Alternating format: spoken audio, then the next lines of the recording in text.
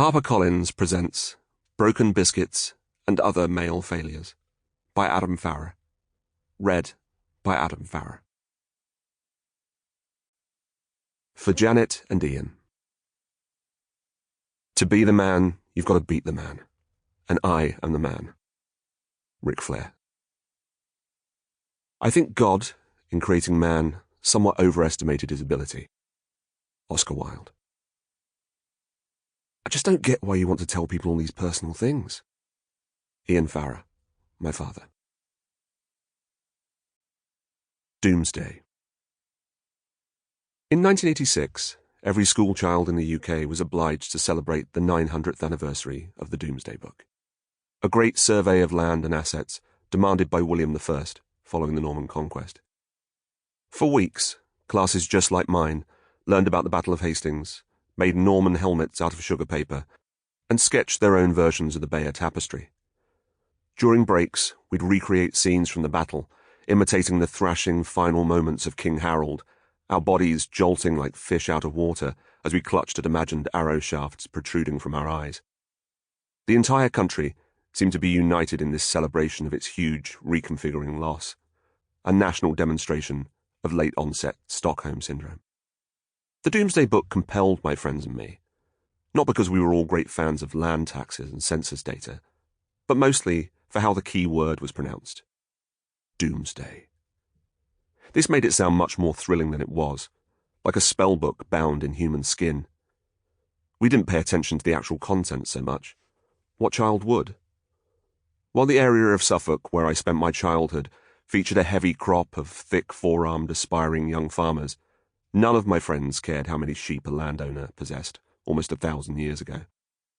What we cared about were the legends that had somehow sprouted up around the book, or the lies, depending on how you like to think of them. And most of the lies, I heard, came from a boy named James. What really interests me, he said, as he took a colouring pencil and began drawing a felled Anglo-Saxon having his face trampled by a horse, is the treasure. What treasure? I asked. My interest suddenly piqued. At this, James put down his pencil and turned to me, vibrating with the kind of excitable pressure you'd expect from a vigorously shaken can of Pepsi.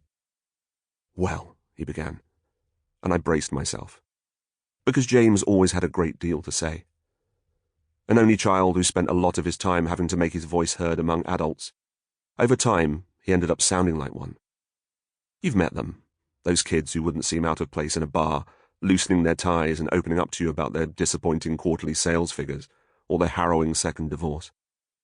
Wealthy landowners were scared of Norman taxation, he said. A cold and disappointing start. I didn't know what taxation was back then, but I knew James well enough to trust that, while he might take his sweet time, he'd eventually get to the juice. He explained that these landowners had killed most of their livestock and buried great quantities of their riches to avoid being taxed on it, their hope being that one day soon the Normans would be overthrown, their riches could be dug up again, and their status would be restored. But this, 1986 had taught us, did not happen. And it's said that some of that treasure is still out there, James added, guarded by the ghosts of the landowners. More often than not, "it's said" is used as scaffolding to bolster a shaky but intoxicating lie. James had used it before when telling me that death by chocolate cake was so named because, it said, a single slice was loaded with so much fat and sugar that just one mouthful could fill your arteries with what was essentially toffee, killing you instantly. And now he was using it to tell me exactly the kind of thing I wanted to hear. The secret to a successful lie is the grain of truth at its core. All of us knew about the Anglo-Saxon treasures found to the far west of our town at Sutton Hoo in the 1930s. We'd seen photos of gold items studded with gems, the ceremonial helmet and weapons. While it was exciting to think wealth of that kind could be discovered so close to our homes, we'd assumed it was a one-off.